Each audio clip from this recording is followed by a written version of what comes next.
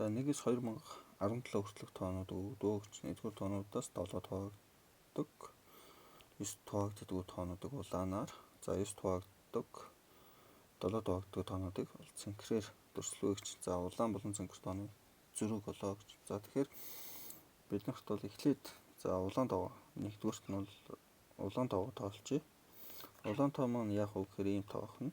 За 7 хуваагддаг мөртлөө 9 хуваагддаг гэхээр энэ хэсэг байна гэсэн үг. Өөрөөр хэлбэл 7 хуваагддаг тоонуудаас 63 хуваагддаг тоонуудыг бол тасчихна гэсэн үг.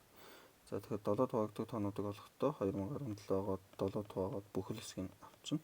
Үүнээс болохоор 63 хуваагддаг буюу 2017-г 63 хуваагаад бүх хэсгийг аваад хасчих нэ. За энэ ялгуур маань 256 гарах нь нийтдээ бол 256 ширхэг улаан тоо гэдэг гэсэн үг. За 2-дугаарт нь болохоор цэнхэр тоогоо тоолчих. Цэнхэр тоо маань ямар тоо байх вэ гэхээр 9 хуваагддаг мөртлөө 7 хуваагддаг гэсэнхээр энэ талын тоо гэсэн. Өөрөөр хэлбэл 9 хуваагддаг тоонуудаас 63 хуваагддаг тоонуудыг хаснаа гэсэн.